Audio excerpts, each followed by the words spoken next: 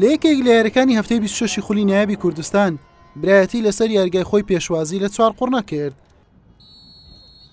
هەر لە سەرەتاوە 4 قوڕنا زوو خەریک بوو بە گۆڵ بگات لە ئاکامی هەڵەیەکی یانەی برایەتی.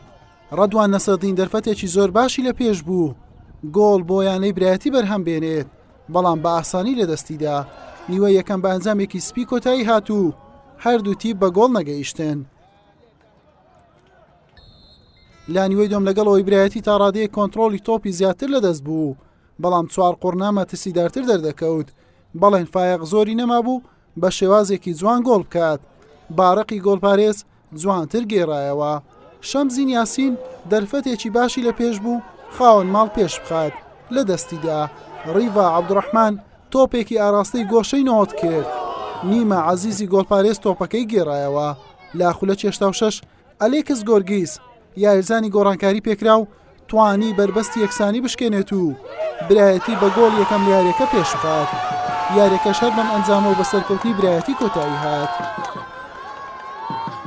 بەڕاستی یاریەکە گرنگێکی زۆری هەبوو، هەم بەتایبەت بۆ ئێمە یاری داهاتوو دادەنیشتین 27 خاڵمانەیە لە پلەکانی کۆتایی و ناوچەی دابەزین نێزیچین. توانیمان الحەمدولیلا ئەوەی ویستمان بیکەین و لە مەلعبی خۆمان سێ خاڵی گرنگ بەدەستبێنین. ئینشاڵڵا بتوانین هێوا شێواژ لە پلەکانی پشۆ نەجاتمان بە یاریەکانی داهاتوو ئینشاڵڵا سەرکەوتن بەدەستبێنین.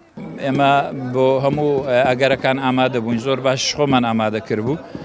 ئیتر ئەوەیە ئەوان لە دەرفەتێک لە کۆتایەکان یاریەکە دەرفەتێکی تۆپی دووەم بوو قۆستیانەوە و گۆڵیان پێتۆمار کرد.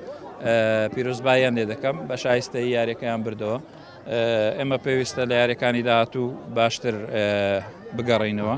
پێویستیمان بەوەیە کە تا کۆتایی خولەکە بەلانی کەم دووبرنەوەی ترمان هەبی تاوەکو یانەکە لە خولی نایە بمێنێتەوە.